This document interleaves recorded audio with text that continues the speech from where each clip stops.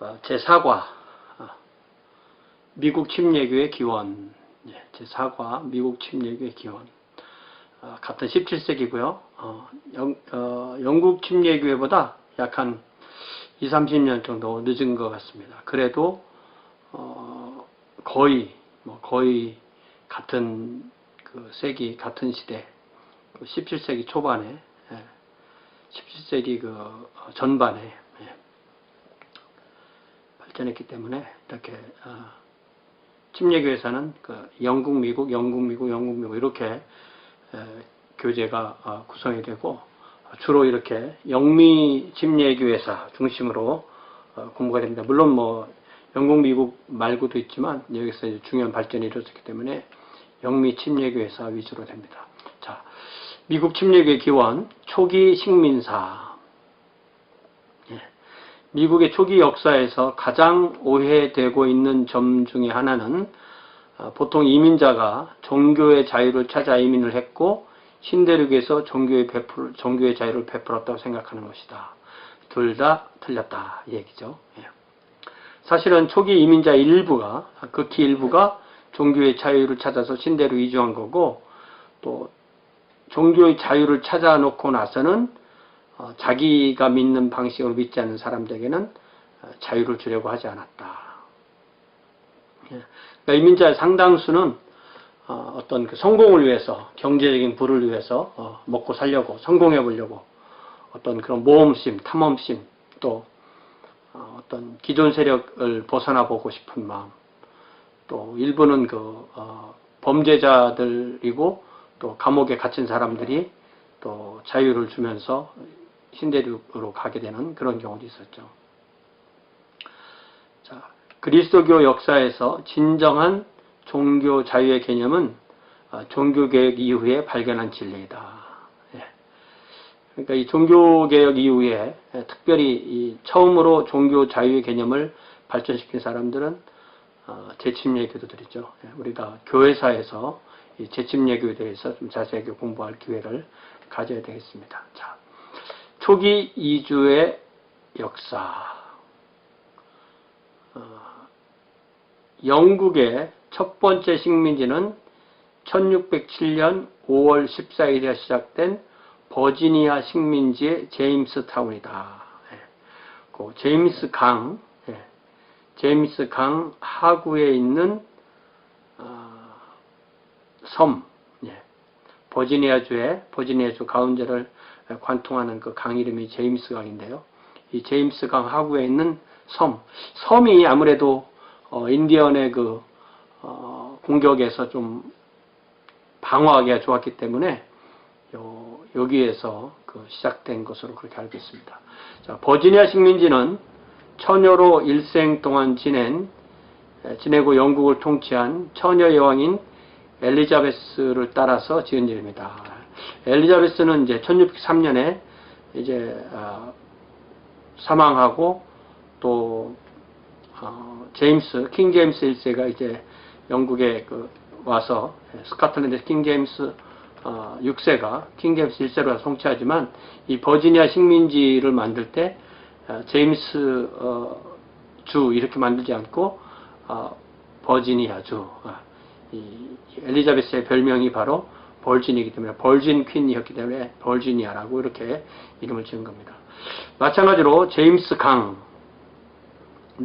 킹 제임스를 따라서 또 하구의 섬이 바로 제임스 타운 아일랜드에서 이 제임스 타운은 바로 엘리자베스 다음으로 영국의 왕이 된 제임스 1세를 따라서 지은 이름이다. 그래서 제임스 타운으로 초기에 이주한 정착한 영국인들은 주로 영국 국교회인 성공회 신자들로서 상업적인 목적을 가지고 이주했다. 여기서 뭔가 그 성공을 해보려고 하는 이런 거죠. 자, 여기 그 지도에 잘 보시면 제임스, 그러니까 그 버지니아 식민지의 이 그 그림이 나오죠. 버지니아 위에가 펜실베니아인가요? 그렇게 있고요. 그 다음에 뉴욕 있고, 매사추세츠 있고, 코네티컷 있고, 또 뉴저지 있고, 버지니아 바로 위에 그 작은 지역은 메릴랜드고, 지도가 이렇게 되어 있습니다. 자, 뉴 잉글랜드, 특별히 이제 이 초기 역사에서 중요한 곳이 뉴 잉글랜드 지역인데요. 저는 처음에 뉴 잉글랜드, 미국에 처음 왔을 때 뉴 잉글랜드가 주 이름인 줄 알았어요. 근데 주 이름이 아니고, 미국이 초기에 영국의 그 13개 식민지를 개척했을 때, 맨 위에 북쪽에 있는 곳을, 그 지역을, 오늘날에 한 6개 정도의 그 주를 합해서 부르는 지역이 새로운 영국이다. 잉글랜드에다가 뉴즈를 붙인 거잖아요. 그래서 뉴 잉글랜드, 새로운 영국이다. 그거고요.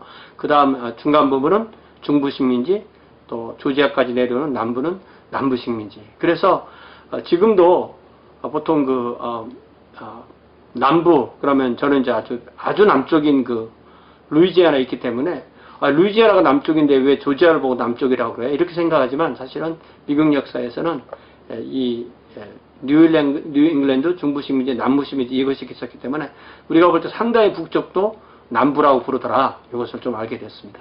자, 1620년에 필그림 파더스를 이 순례 시조죠.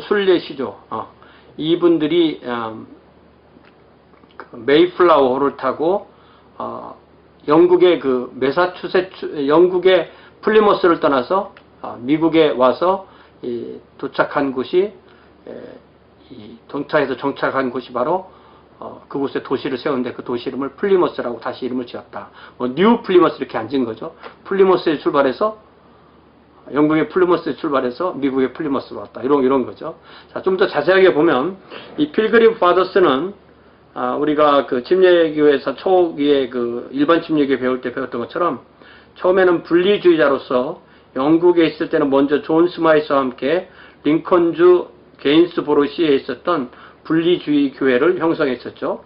당시 영국은 국교회인 성공회, 앵글리칸 철치 내지는 철치 오브 잉글랜드 외 모든 교회는 불법이었고, 게인스보로우 분리주의 교회가 숫자가 늘어나자 핍박을 피하고 모임을 용이하도록 하기 위해서 존 라비스 목사를 중심으로 하는 스크루비 회중, 존 스마이스 목사를 중심으로 하는 게인스보로우 회중으로 이렇게 또 자기들이 알아서 그냥 무슨 신학적인 건 전혀 없고요. 안전하게 하려고, 편안하고 안전하게 하려고 나눈 거죠.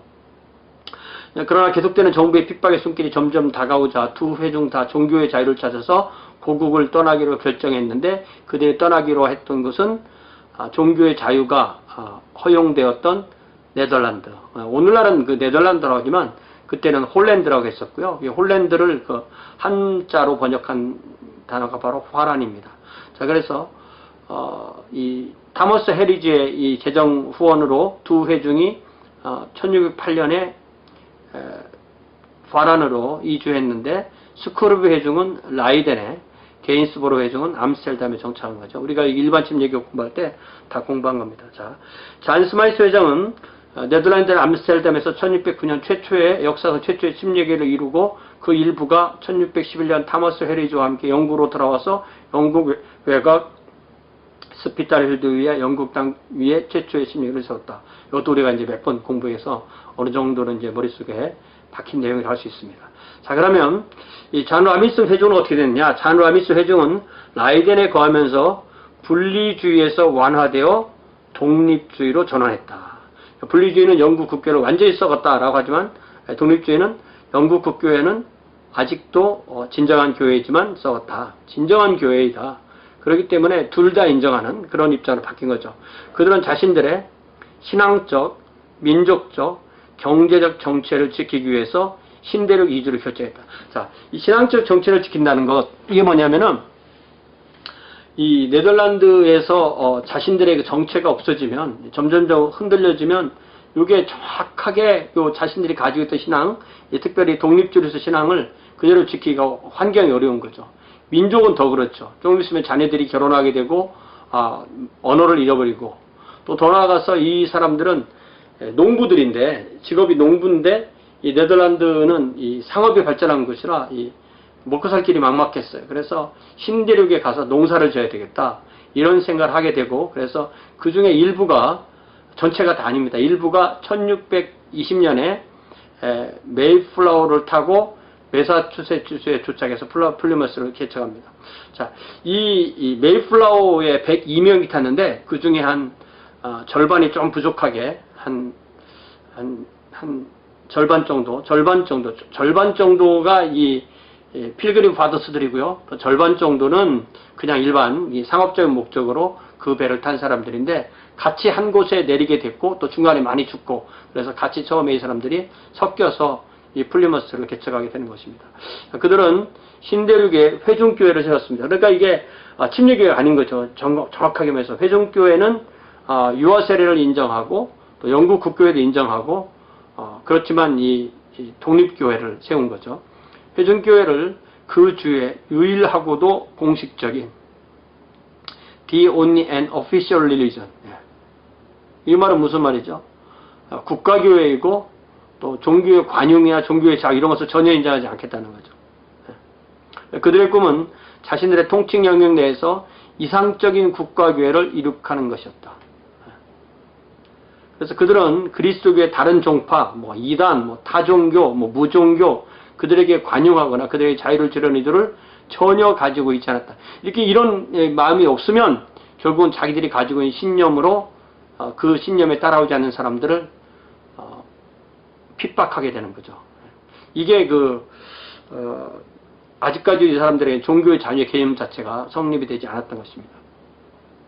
자, 그 뒤에 바로 10년 안에 제임스 1세 치하의 영국에서 캔터베리 대주교 윌리엄 로드의 핍박으로 수천 명의 청교도가 신대륙으로 이민했을 때 이 기존의 세력이 이 뉴잉글랜드 지역에 있으니까 이 줄도 뉴잉글랜드에 와서 같이 회중교회를 건설하게 되는 거죠.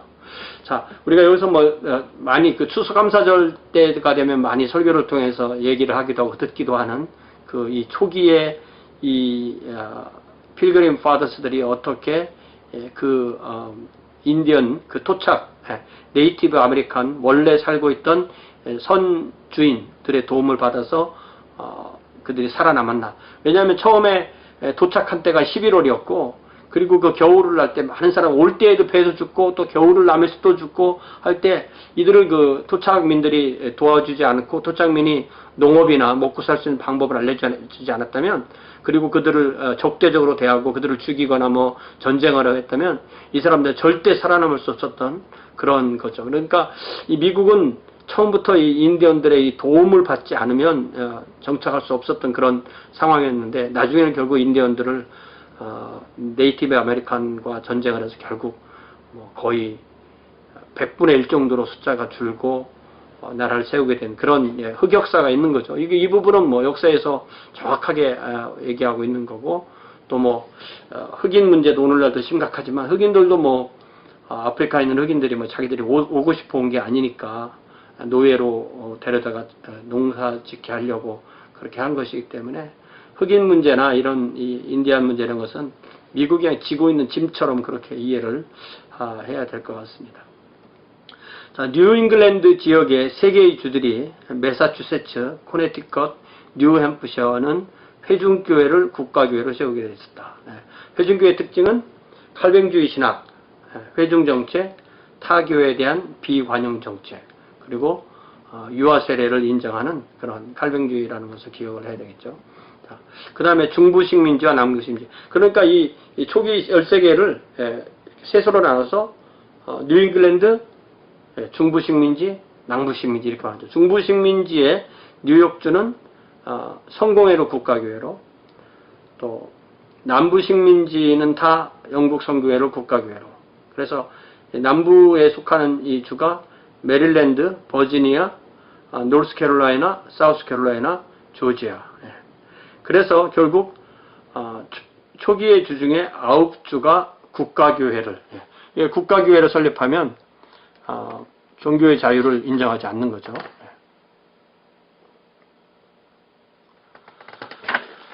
자, 그래서 그 국가교회를 설립한 이 9개 주를 다시 보면 회중교회는 매사추세츠, 코네티컷, 뉴햄프셔. 성공회는 뉴욕, 메릴랜드, 버지니아, 노스캐롤라이나, 사우스캐롤라이나, 조지아. 자, 국가교회는 두 가지 특징을 갖는데 획일적인 11조 세금으로 교회를 유지한다. 야. 그러니까 이 국가교회에서 국가교회 가지 않고 자기들이 교회를 세워서 운영하려면 국가에 11조 세금을 내야죠. 또 자기 교회도 또 내야 되죠. 얼마나 힘들겠어요. 그래서 국가의 교회이니까 획일적인 11조 세금, 11조인데 세금이 돼버리는 거죠. 그래서 교회를 유지한다. 두 번째는 반대자를 탄압한다. 이러한 특징이 미국의 독립이 이루어질 때까지 정도가 아니고 미국이 독립이 이루어지고 1800년대 초까지 거의 그대로 유지된 곳이 많았다라고 이해를 하시면 되겠습니다.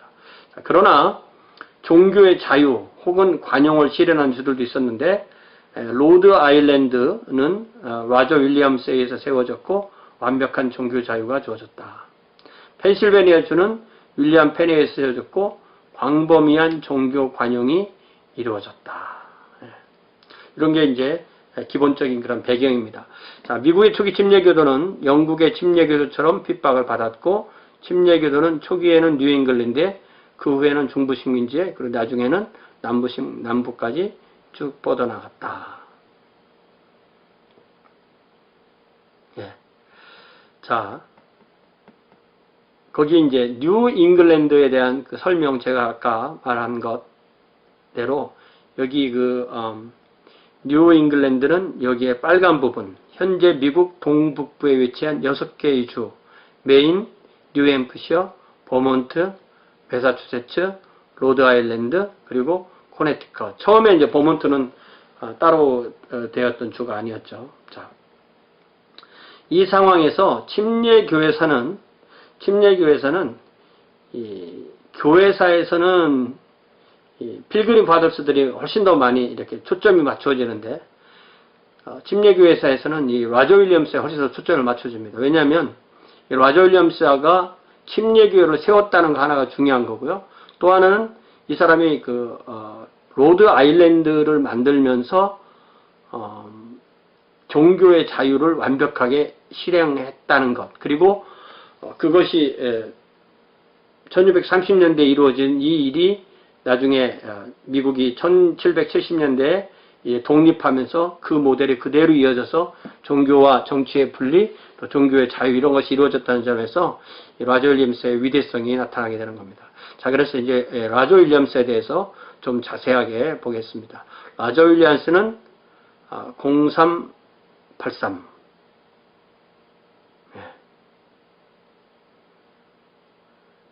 그러니까 거의 칼뱅으로 말하면 칼뱅이 1509년생이니까요. 1509년생이니까 거의 한 100년 뒤 사람이라고 할 수 있죠. 자, 라저 윌리엄스와 프라비던스 교회. 이게 이제 프라비던스가 이제 섭리란 말이잖아요. 처음에 자기가 세운 이 농장 이름이, 식민지 농장 이름이 프라비던스였기 때문에 거기서 프라비던스 교회라는 그런 이름이 나옵니다. 자, 라저 윌리엄스는 처음에는 국교도였죠. 뭐 태어날 때는 국교도였으니까. 라저 윌리엄스는 1603년 12월 21일 영국 런던의 국교도 가정에서 아버지 제임스 윌리엄스 그리고 어머니 앨리스 펜버턴, 결혼하기 전 이름이죠. 윌리엄스 사이에서 태어났다. 아버지 제임스는 런던의 스미스필드는 이게 댐쟁이나 뭐 이런 금속 가공하는 사람들이잖아요. 근데 그곳에서 금속 일이 아니라 양복점을 운영하고 있었고 그럼에도 상당히 가난한 그런 집안이었습니다.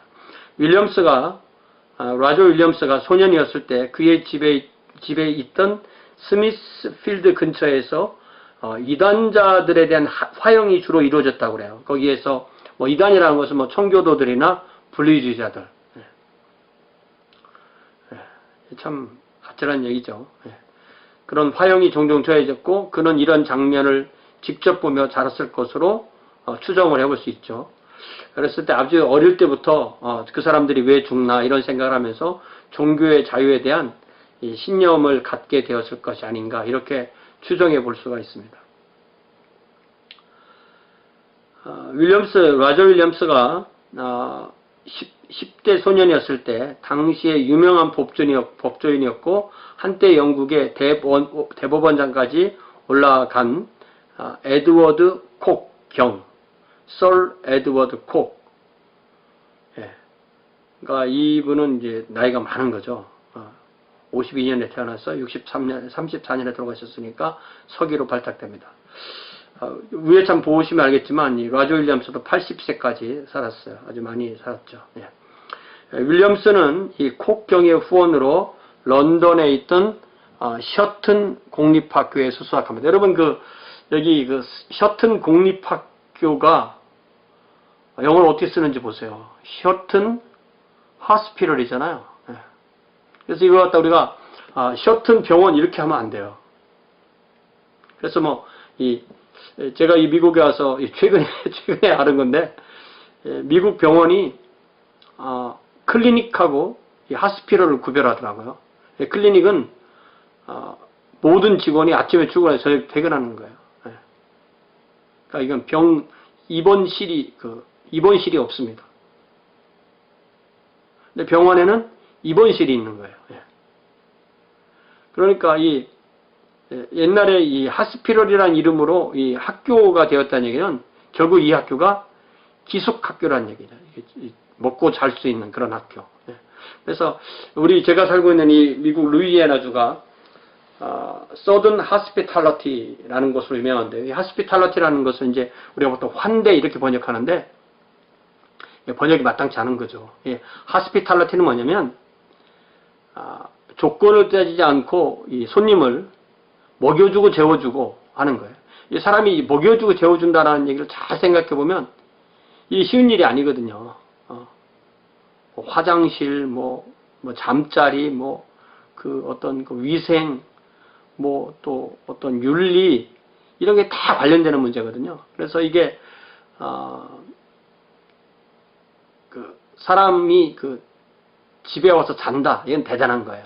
요즘은 이제 웬만하면 폐를 끼치지 않으려고 숙박시설이 발전했기 때문에 그것을 자지만, 어쩌니 하스피탈이라는 단어를 잘 우리가 어원을 연구해 보면 거기에 반드시 먹고 자는 그런 이야기가 들어있다는 것을 저는 알게 되었습니다. 자, 에드워드 콕경의 계속적인 후원으로 이 고등학교를 마치고 나서 1625년에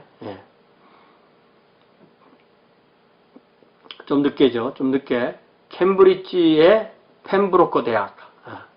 그러니까 제가 여기 대학 이름을 써놓고 연도를 써놓고 아까 이 고등학교 셔튼 공립학교도 이렇게 연도만 딱 하나만 써놓은 것은 아직까지 그 학교가 있다는 거예요. 근데 끝나는 연도로 쓰면 이제 그 학교가 없어졌거나 통폐합된 학교입니다. 자, 그래서 이 학교에 입학해서 1627년에 학사학위, 그리고 바로 석사학위에 등록을 하게 됩니다. 라저 윌리엄스는 석사 과정에서 18개월을 공부했지만 졸업을 하지 않고 이 학업을 그만뒀어요. 요게 조금 이상한 거예요. 사람이 성격이 이게 뭔가 한 개를 하면 끝장을 내는 사람이 있고, 이게 뭔가 이렇게 중간에 그만두는 사람이 있어요. 이 라저 윌리엄스의 이 생애를 보면 그런 패런이 또 나옵니다. 자, 라저 윌리엄스는 대학 시절에 언어의 지능이 탁월해서 라틴어, 헬라어, 히브리어, 네덜란드어를 이제 더치라고 그러죠. 네덜란드어, 그리고 프랑스어 등에 대해서 등을 공부했고 장학금을 받았고, 그 신라고가 복락원으로 유명한 그 작가 존 밀턴에게 네덜란드를 가르쳤고, 밀턴은 그에게 히브리어를 가르쳤다라고 그렇게 알려져 있습니다. 그 후에 이 윌리엄스는 영국 성공의 사제로 안수를 받습니다. 아직 결혼을 하지 않은 거죠. 교구교회에서 목회는 하지 않습니다. 이 교구교회에서 목회를 하지 않는다는 얘기는 이게 교구교회에서 목회하는 게 불편하다는 얘기예요.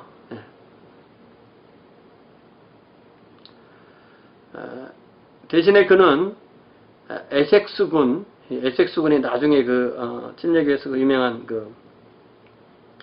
스펄전 목사님이 바로 여기 출신입니다. 자, 에섹스군의 윌리엄 메이샴 경의 가정의 가정 목사가 됩니다. 이 가정 목사가 있었거든요. 그러니까 한 가정에서 그 가정의 그 영적인 그 성장을 위해서 이 목사를 고용하는 거예요. 라저는 이곳에 사역하는 동안에 상류층 여인인 제인 웨일리를 뜨겁게 사랑해요. 이게 한때 이 정열이 있었던 거죠. 그런데 이 본인은 상류층이 아니라 결혼 승낙을 받아내는데 실패합니다. 그래서 라저는 이로 인해서 심각한 병을 얻어서 몸져눕게 되었는데, 이때 이 메이샴 경의 그 부인인 부인의 하녀 였는데, 이 사람이 또 목사님 따님이었어요. 그분이 이름이 뭐냐면 메리 바나드.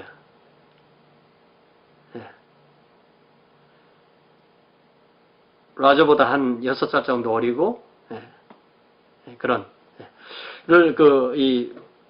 아마 그 집에서 이제 살았으니까, 둘 다. 거기서 어떻게 만날 수 있는 그런 게 있게 된 거죠. 헌신적으로 간호했고, 그래서 둘이 참, 꽁 대신 닭인지 닭 대신 꽁인지, 어쨌든 둘이 1629년에 12월 15일에 결혼하게 됐다. 그래서, 그리고 이후로 신대륙에 와서 6명의 자녀를 낳았다. 참, 라저가 이 두 번째, 그러니까 자기가 사랑하는 사람하고는 결혼 못했지만 이 메리를 만나서 참 행복하게 사는 거죠. 참 이런 자세한 얘기를 좀 알면 더 재밌을 것 같아요. 자, 라저 윌리엄스는 1629년 이미 확고한 분리주의자가 되어 있었다. 이제 분리주의자가 되면은 영국 국교회는 완전히 썩었다. 이렇게 결론이 나와야 되는 거죠. 캔터버리 대주교 윌리엄 로드의 지도하에 있는 영국 국교의 종교 정책에 반대하게 된 그는 스스로 신약 성경을 연구합니다. 그래서 영국 국교회는 거짓된 교회이고, 누구든지 그가 참된 그리스도인이라면 그곳에서 분리되어 나와야만 한다고 그런 확고한 신념을 가지게 된 거죠. 영국 국교회는 이미 그 머리부터 영국의 국왕이니까 교회의 국왕이, 교회의 머리가 그리스도여야 되지 어떻게 국왕이 될 수가 있느냐. 이거는 로마 교회보다도 더 웃기는 거다, 이런 생각을 할 수가 있는 거죠. 그래서 라저 윌리엄스는 1631년에 존 멀튼이 뉴게이트 감옥에서 병뚜껑 종이에 우유로 써서 출판한 겸허한 탄원을 읽게 됩니다. Humble Supplication.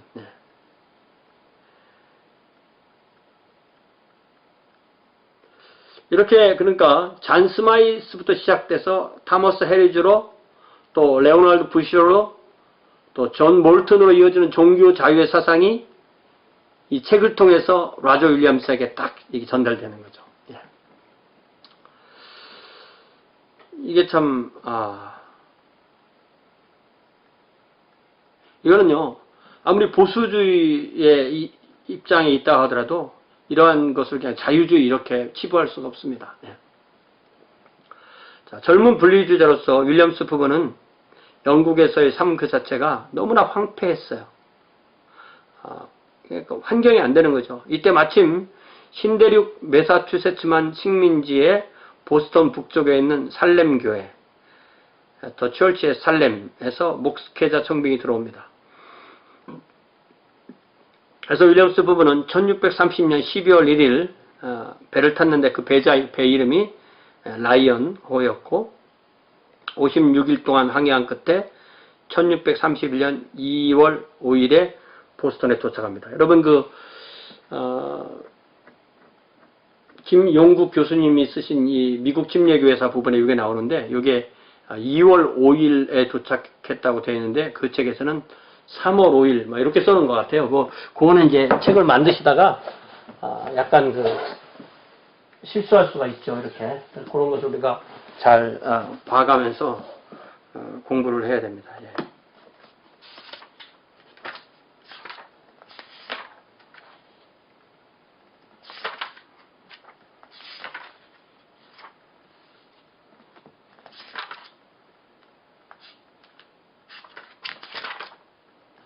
예. 페이지, 교과서 페이지 69. 예. 페이지 69에 보면, 여기 뉴 잉글랜드에서의 로저 윌리엄스의 삶에 대해서, 윌리엄스 부부는 1630년 12월 1일에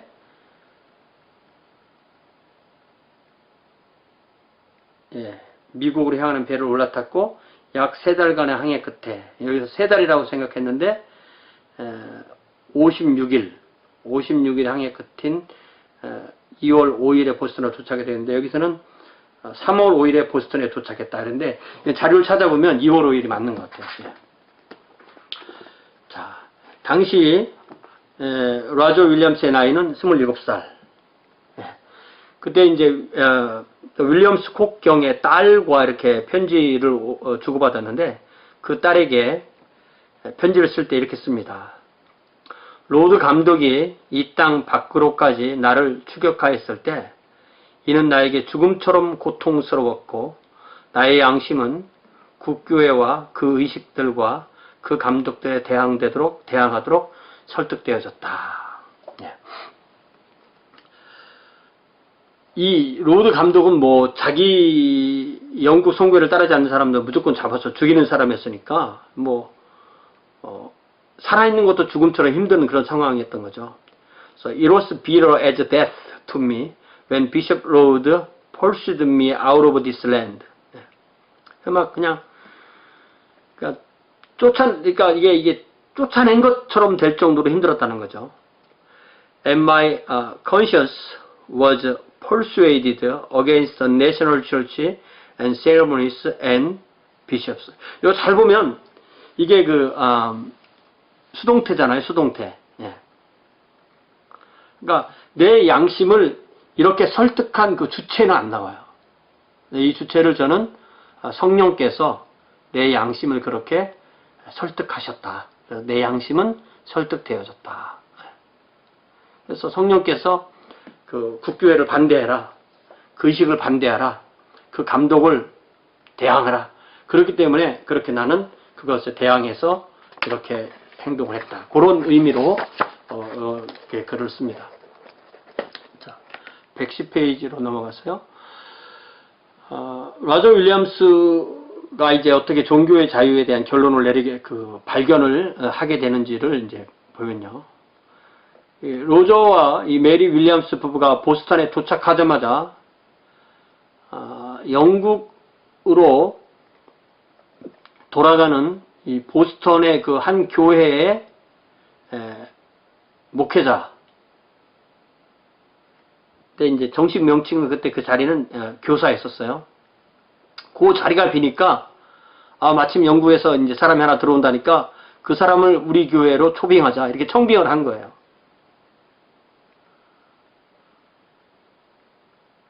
거기에 가보니까 이제 살렘교회 청빙을 받은 사람인데, 살렘교회 시골에 있는 작은 교회 그러니까 거기를 일단 청빙을 했으니까 가봤어요.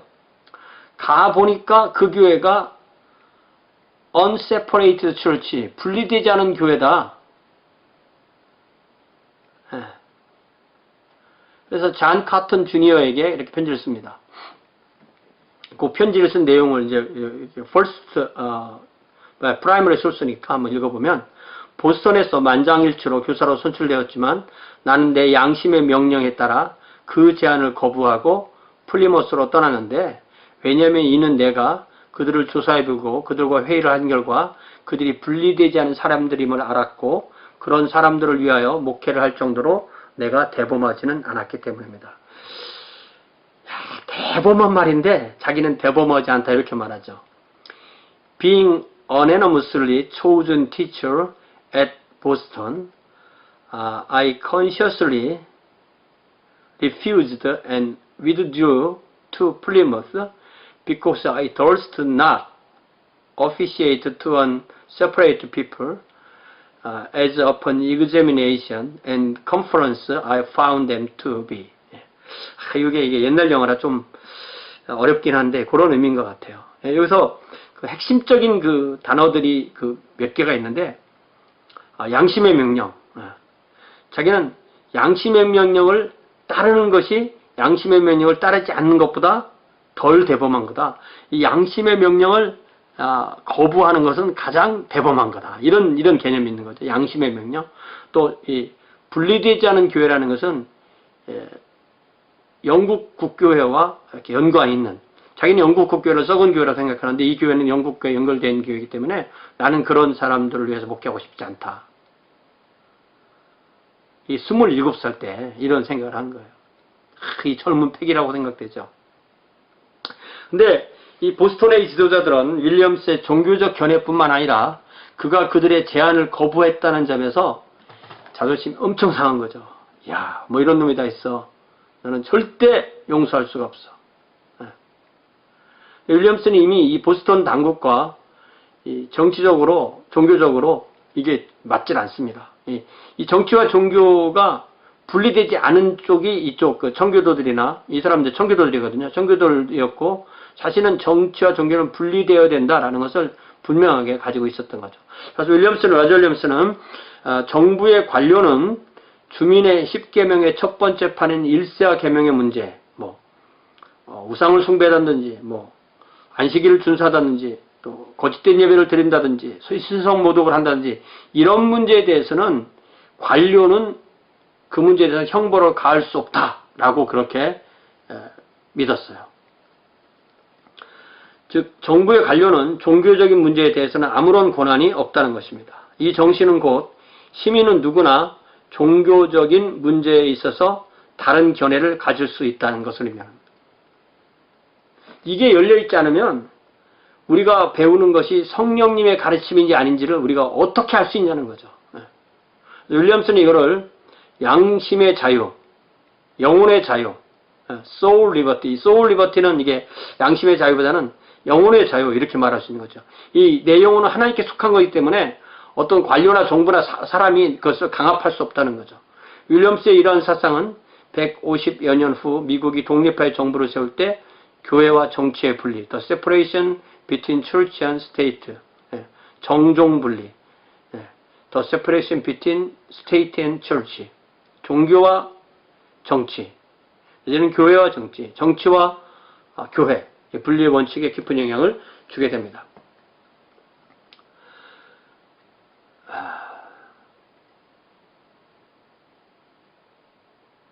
그래서 윌리엄스는 원래의 계획대로 1631년 4월 12일에 보스턴 북쪽에 위치한 살렘 교회의 목회자로 취임하게 됩니다. 그 교회는 이 윌리엄스와 어느 정도 분리주의 경향이 맞았습니다. 이 교회가 원래 윌리엄스를 초청한 교회였습니다. 그런데 여기 그 지도 보세요. 지도는 원래 미국 개척 초기의 그 원주민 분포도를 그려는 건데,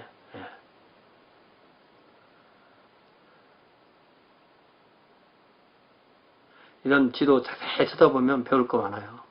초기에는 지도가 어떻게 되어 있었는지, 어디가 매사추세츠, 플리머스인지, 어떤 게 케이프 카드인지, 이런 거 다 알 수 있죠. 이게, 보스턴에 사시는 분들은, 이런 거 좀 직접 가보고 재밌을 것 같아요. 저는 한 번도 못 가봤습니다. 그럼 꼭 가본다고 하다 못 가봤는데, 어쨌든 그 보스턴 북쪽에 이 살렘이라는 곳이 있죠. 살렘. 거기 아주 작게 표현되어 있습니다. 살렘교회에 갔는데, 보스턴 당국자들이 살렘교회를 압박하는 거예요. 그래서 어쩔 수 없이 이 살렘교회를 떠나야 됐던 거예요. 야, 이게 참 나쁘죠. 그죠? 참 나쁩니다. 그러나 이게 자기들은 또 좋은 일이라고 생각하고 하겠죠. 그래서 윌리엄스는 플리머스로 갑니다. 이 플리머스가 처음에 필그림 파더스들이 세웠던 그 도시고 그 교회죠. 필그림 파더스의 교회 목사인 랄프 스미스의 보조 목사로 사역을 하게 됩니다. 이게 참 감사한 게 이분들도 역시 분리되지 않은 교회였지만 윌리엄스를 따스하게 맞아줬고, 윌리엄스도 뭐 갈 곳이 없으니까 거기에 가서 그냥 사는 거예요. 같이 보조 목사로. 이때가 1631년에서 33년인데요. 이때 기회가 있으면 설교도 하고, 또 뭐 다 농업을 해 살으니까 농사도 짓고, 특별히 한 게 뭐냐면 거기에 있는 그 원주민들, 네러반셋 원주민들과 교제도 하고 또 교육도 하고 언어도 배우고 또 선교도 하고 이런 일을 했던 거예요. 이게 참 원주민에 대한 이 존경심이 있었어요. 이 라조 윌리엄스는. 원주민들을 이렇게 마음으로 진정하게 존경하는 그런 것이 있었던 것입니다. 근데 이게 이제 오랫동안 같이 살다 보니까 이게 서로 신학적으로 안 맞는 거죠. 윌리엄스는 플리머스 교회도 역시 분리되지 않은 교회인 것을 깨닫게 됩니다. 그 교회 출신이 바로 매사추세츠주의 주지사, 거버너였던, 그때는 젊은 출신이었지만, 처음에는 이 영국에 있던 젊은 출신이 벌써 이제 1590년생이니까 벌써 이제 나이가 먹고, 거버너가 되고, 90년생이니까 30년이라고 치면은 벌써 40세가 된 거잖아요. 이 브래드포드가 1633년에 윌리엄스에 대해서 이런 기록을 남깁니다. 그러니까 이 역사라는 것은 이렇게 프라이머리 소스에 의한 거기 때문에 우리가 뭐 어떤 해석은 필요하지만 그래도 프라이머리 소스를 통해서 그 시대의 분위기를 알 수가 있는 거죠. 자, 윌리엄스는 어떤 이상한 견해들에 빠져들기 시작했고 그 견해들부터 행동으로 발전하였는데 그러한 것들은 그 교회와 그 사이에 몇몇 논쟁을 불러일으켰으며 결국 그는 불만을 품게 되었고 기회가 주어지자 그는 그 문제를 인하여 돌연히 그들을 떠나버렸다. 이게 지금 직역 위주로 하다 보니까 문제가 됐습니다. Williams began to fall into some strange opinions and from opinion to practice which caused some controversy between the church and him and the end some discontent on his party by occasion whereof he left them something abruptly. 이렇게 되어 있죠. 스트레인지한 이게 이제 이 정부와 교회를 철저히 구별하려는 사람과 정부와 교회를 같이 하려는 사람 사이에서는 이 윌리엄스의 생각이 스트레인지하게 보인 거죠. 근데 그게 단지 생각이 아니고 실제로 그런 생각을 하게 되고 그런 생각을 표현하다 보니까 논쟁이 벌어졌고 논쟁이 벌어지니까 교회를 떠나지 않을 수가 없었다. 이렇게 되어 있는 거죠. 또 당시 교회의 룰링 엘더 장로였던 그러니까 목회자입니다. 이분도. 그러니까 엘더, 뭐 티처 이런 표현을 쓰면 다 목회자예요. 윌리엄 브루스터도 같은 해에 1633년에 윌리엄스에 대해서 좀 더 자세하게 기록을 합니다. 윌리엄스는 그 자신의 특이한 의견들을 드러내었고 그것들을 다른 사람들에게 강요하였으며 그는 그가 기대했던 정도의 찬동을 얻어낼 수 없었고 결국 살렘의 교회로 떠나기를 원했다. 살렘의 교회로 돌아가기를 원했다는 거죠. Williams was venting a diverse of his own singular opinions and seeking to impose them upon others. He not finding such a concurrence as he expected, he desired his dismission to the Church of Salem. 그러니까 이게 윌리엄스를 반대하는 사람들 쪽에서 쓴 거기 때문에 뭐 좋게 쓰질 않는 거죠.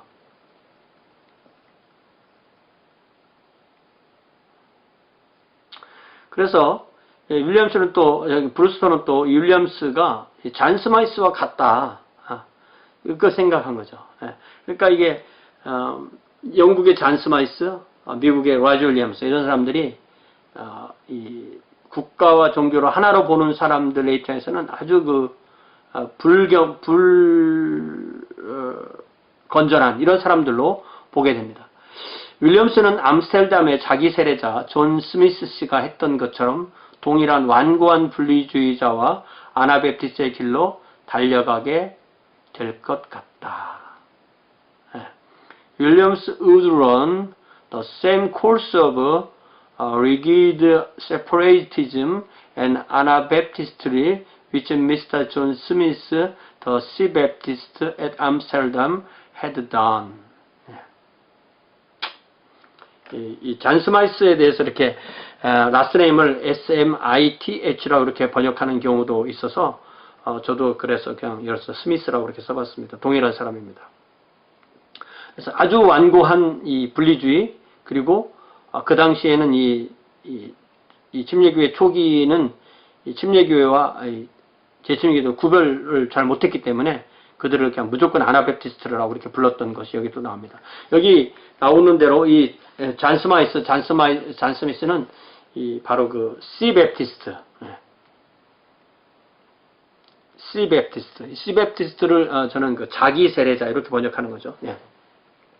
잔 스마이스와 게인스보로 분리주의로부터 함께 하였던 윌리엄 브루스. 윌리엄 브루스는 처음에는 이 게인스보로에서 잔 스마이스와 같이 있었지만 그 다음에 스크루비 회중으로 가게 됐고 윌리엄 브루스는 또 네덜란드 라이덴을 거쳐서 미국으로 갔을 때는 이 영국 국교회를 인정하는 회중교회, 좀 더 이 국가와 종교를 가까이 보는, 국가에서 교회를 좀 이렇게 어느 정도 널싱 파더, 보호하는 아버지로 이렇게 지켜주길 원하는 사람의 입장에서는 이 잔 스마이스나 뭐 라저 윌리엄스 이런 사람들이 뭐 가는 길이 바르다고 생각하지 않는 거죠. 국가와 종교를 철저히 구분하는 거니까요. 그래서 잔 스마이스와 게인스보로 분리주의교로부터 함께했던 윌리엄 브루스터는 잔 스마이스가 자기 세례자가 되는 것을 네덜란드에서 받고, 그래서 미국에 와서 보니까 이 라저 윌리엄스도 결국 같은 길을 가게 될 것이라 보고 걱정하는. 그런데 그런 우려가 그렇게 될 것 같다. 윌리엄스 우론 그렇게 될 것 같다라고 하는 것이 실제로 맞는 것이 이제 드러나게 되는 겁니다. 그래서 윌리엄스는 1633년 늦은 시기에 매사추세츠 살렘교회 목회자로 다시 복귀하게 됩니다. 복귀해서 다시 사역을 시작합니다. 그래서 1635년까지 이 교회에서 목회하면서 그의 종교의 자유정신과 민주적인 정치 이론을 발전시켜 나가게 됩니다. 약 한 2년, 3년. 근데 이게 이제 같은 매사추세츠주니까 매사추세츠 정부 관료와 다시 갈등을 일으키게 됩니다. 그래서 행정당국 관료와 살렘교회 주류가 딜을 하는 거예요. 자기 목사를 두고. 그 교회가 소유권을 주장하는 부지의 권리를 이 행정당국에서 인정해주는 대신에 라저 윌리엄스를 이 목사직에서 추방하고 사비합니다. 이야, 이게 참 살렘교회 나쁘죠. 나쁩니다. 그래서 윌리엄스는 1630여 년에 이 살렘의 법정에서 재판을 받게 되는데, 관료들이 윌리엄스를 기소할 때 윌리엄스가 이렇게 주장한다고 윌리엄스의 주장을 정리했습니다. 정리한 것. 첫째로, 왕으로부터 특허장을 받음으로써 우리가 우리의 땅을 가질 수 없으며 원주민이 그 땅의 진정한 소유주이며 이와 같이 우리가 특허장에 의해서 그 땅을 받은 것 등에 대하여 우리는 회개해야 된다. 원주민이 살고 있는 곳에 어느 날 왕이 이 땅은 네 거야 라고 해서 그 땅이 그렇게 되냐 이거예요. 그 땅은 원주민 땅인데 그거 회개하시오. 그거 돈 주고 사시오. 이렇게 얘기를 했다고 기소로가 된 거예요. 누구 말이 맞습니까? First, that we have not our land by patent from the king, but that the natives are the true owners of it, and that we ought to repent of such receiving it by patent. 둘째로, 하나님을 예배하는 행위로서 사악한 사람들에게 맹세를 하고 기도를 하는 것은 합법적이지 않다는 것. 이게 이제 왕에게 맹세하고 또 이런 것이 옳지 않다는 거죠. Secondly, that it is not lawful to call a wicked person to swear, to pray as being actions of God's worship. 그러니까 이게 예배 시간에 왕의 이름으로 맹세를 한다든지 왕을 찬양하는 기도를 한다든지 이런 거 하지 말아라. 그런 거죠. 이게 사람에게 기도한다. 아주 참 이게 델리케이트한 그런 표현이죠. 우리도 기도하다 보면 하나님께는 이 경어를 붙이지 않으면서 사람들에게는 경어를 열심히 붙이고 우리 주의 종님이신 우리 목사님께서 설교를 하시는데 하나님께서 좀 어떻게 해달라고. 참 이게 참 목사로서 참 불편한 그런 기도인 거죠. 자, 셋째로 영국 국교회의 교구 총회에 소속된 목회자들로부터 어떠한 것이라도 듣는 것은 합법적이지 않다는 것. 이 이 보스턴에 있는 또 이 목회자들은 영국 국교에서 사람들이 와서 그곳에서 목사들이 오면 말씀을 듣고 그래서 교육도 받고 이렇게 했는데 그 썩은 교회에서 그것을 받는 것은 합법적이지 않다. 이렇게 생각했다는 거죠. Thirdly, that it is not lawful to hear any of the ministers of the parish assemblies in England. 이렇게 라지 윌리엄스가 말했다는 거죠. 네 번째가 이제 아주 심각한 거죠. 시민의 관료의 권한은 주민들의 몸, 재산, 그리고 외부적인 것에 미칠 수 있다. 다시 말하면 정신적인 거, 영혼에 관한 거, 양심에 관한 거, 종교에 관한 것은 권한이 없다. Fourthly, that the civil magistrates' power extends only to the bodies and goods and outward state of man.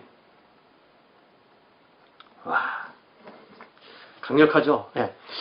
이게 오늘날은 너무 당연한 건데 그때는 이걸 받아들일 수 없었던 거죠. 그래서 재판에서 윌리엄스는 그 네 가지 기소를 내가 다 그랬다 이렇게 인정하는 거죠. 보스턴 당국은 1635년 10월에 다음 같은 판결을 내립니다.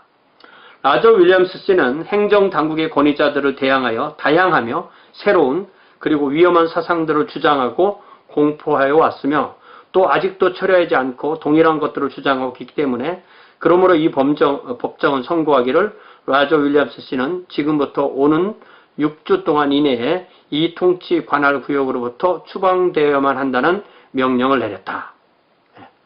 추방이죠, 추방. 당신같이 위험한 사람 우리 같이 있을 수 없소 이런 거죠.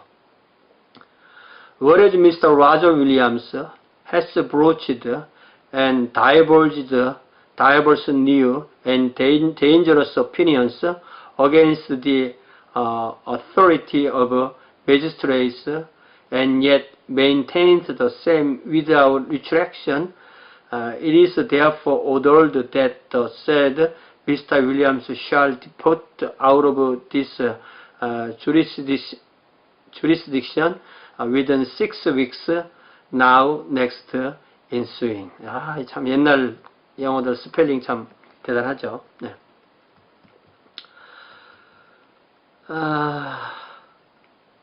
그런데 이제 보스턴 행정당국은 윌리엄스에 대한 추방명령 집행을 1636년 봄까지 연기합니다. 대신에 윌리엄스가 그의 견해를 더 이상 퍼뜨리지 않는다는 조건으로 이렇게 합니다. 그러나 윌리엄스는 계속적으로 그를 따르는 20여 명의 회중과 자신의 집에서 사적인 예배와 모임을 가지면서 이 대단한 거죠. 그러니까 살렘 교회의 지도자들은 자기들의 목사를 배신했지만 그 중에 한 20여 명은 이 라저 윌리엄스의 사상에 동조한 거예요. 그러니까 자기 집에서 함께 예배를 드립니다. 모임을 갖습니다. 그러면서 계획을 세우는 게 뭐냐면 매사추세츠의 이 행정력이 미치지 않는 곳에 땅을 만들어서 경쟁하는 식민지를 세워야 되겠다. 라고 이렇게 생각을 하면서 대범하죠. 그랬을 때 이런 생각이 알려지자 다시 체포하려고 합니다. 그래서 공무원들이 1630년 1월 안에 봄까지 연기됐던 걸 당겨서 1월 안에 윌리엄스를 체포해서 영국으로 가기로 한 배에 태워서 영국으로 돌려보내는 계획을 세웠어요. 그런데 무슨 일인지 그때의 이 거버너, 고전의 거버너가 이제 윌리엄 브래드포드였잖아요. 이게 이제 브래드포드와 존 윈슬럽이 거버너를 막 이렇게 돌아가면서 하게 되는데 존 윈슬럽이 어떤 이유에서인지 몰라도 그 계획을 윌리엄스에게 알려줘요. 참 고맙죠. 아마 이 존 윈슬럽도 이것을 알려준 것이 자기의 양심에, 자기가 거버너니까 알려주면 안 되잖아요. 근데 거버너가 그걸 알려줬다는 것은 자기의 그 직을 걸고 양심의 명령을 따라서 윌리엄스에게 이 계획을 알려준 것 같아요. 근데 이때가 1630년 1월, 보스턴의 1월, 얼마나 추웠겠어요. 얼마나 추웠겠습니다. 그래서 1630년 1월 가족과 헤어진 윌리엄스는 그를 따르는 20여 명의 사람과 함께 엄동설안에 매사추세츠 식민지의 남쪽에 있던 광야로 도망하게 됩니다.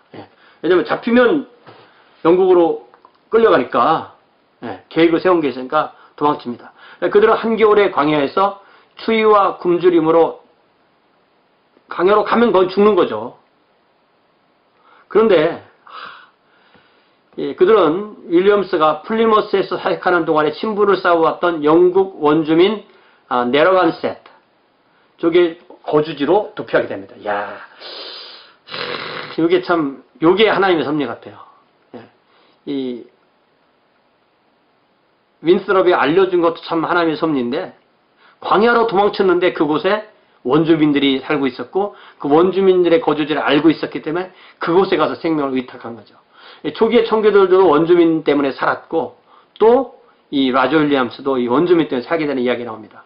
나는 나의 안식처로부터 겨울철의 이주로 무자비하게 쫓겨나게 되었는데 이렇게 추방되어진 상태에서 바다와 육지의 비참함, 곤고함, 궁핍함, 결핍, 채무, 고난등에 누설되었으며 이 채무가 뭘까? 이 대시라는 이야기는 아마 이분이 경제적인 상황도 안 좋았던 것 같아요. 혹독한 겨울철에 14주 동안 견딜 수 없을 정도로 내팽개쳐졌는데 무엇을 먹을지 어디에서 자야 할지 모르는 상태였으며 서리와 눈이 내리는 황량한 광야에서 겨울의 비참함에 드러나게 되었던 것이었다. 예. 이거는 이제 라저 윌리엄스가 직접 쓴 일기 같은 데서 가져온 말이죠. I was unmercifully driven from my chamber to a winter's flight, exposed to the misery, poverties, necessities, wants, death, hardship of sea and land in a vanished condition. I was sorely tossed for 14 weeks in a bitter winter season, not knowing what bread and bed did mean, exposed to a winter's miseries in a howling wilderness of frost and snow. 여기서 이 howling, 이게 뭘까? howling wilderness of frost and snow. 이게 이 겨울 광야에 막 눈이 쌓이고 서리가 내리고 하는 곳에서 이 파울링 소리 난다는 게 이게 짐승의 울부짖는 소리라고 이 한국 우리 교수님이 번역을 했는데 그걸 수도 있고요. 아니면 이 겨울에 바람이 불어가지고 이 바람 소리가 이런 소리를 또 낼 수도 있고 그런 잘 정확한 의미를 모르겠어요. 이런 거는 혹시 누가 영어를 잘 아시는 분들이 말씀해 주시면 좋겠습니다. 그런데 그는 그 겨울에 잃은 것이 하나도 없었고 오히려 이것은 새로운 역사의 시작이었다. 그래서 1636년 6월 윌리엄스와 살렘으로부터 그를 따르던 회중은 네르반세트족의 주장이었던 카노니쿠스로부터 부지를 사서 프라비던스 식민지, 섭리 식민지의 핵심이 되는 지역을 건립하게 됩니다. 그러니까 아주 처음에 적은 양을 좀 늘어난다는 얘기죠. 그가 이 새로운 거주지의 이름을 섭리라고 명한 것은 하나님의 섭리에 의해서 그들의 거주지가 형성되었다는 것을 기념하기 위한 것이었고 그 위치는 매사추세츠만 식민지의 행정당국의 영토 경계선의 바로 남쪽이었다. 예. 그래서 윌리엄스와 혹한의 도망에 동참했던 회중들은 아직 영국으로부터 새로운 식민지의 개척을 허락받기 이전인 1636년 6월 16일 자신들의 공동체로의 협정을 다음과 같이 체결합니다. 이제 1636년 6월 16일이에요. 예. 자, 요거까지 한 1분 남았는데요. 그러한 약속들과 협약들은 더 많은 수의 가정들이 참여하는 데도 적용될 것이며 그리고 이 약속들과 협약들은 오직 민사적인 문제들에만 적용되죠. 종교적인 문제를 아예 결정을 안 하는 거예요. 예. Such orders and agreements as shall be made by the great number of present householders on in civil things. 그래서 이처럼 프로비던스 식민지는 인류 역사상 최초로 1630년 6월 16일에 완전한 종교제를 실현한 곳이 됩니다. 인류 역사 최초로. 그래서 이곳에서는 로마 가톨릭과 개신교회, 그리스도교의 모든 교파들, 이단 종파들, 유대교, 이슬람교, 타종교, 무신론자들 모두가 자유롭게 살 수 있는 완전한 자유. 지금의 미국과 같은 모습을 이루게 된 거죠. 그래서 존 스마이스, 타머스 레즈, 레놀드 시어, 존 몰튼 등이 생명을 바치며 주장한 종교와 정치의 분리 혹은 종교의 자유의 원칙이 그것을 그대로 이어받은 라저 윌리엄스가 인류 최초로 완벽한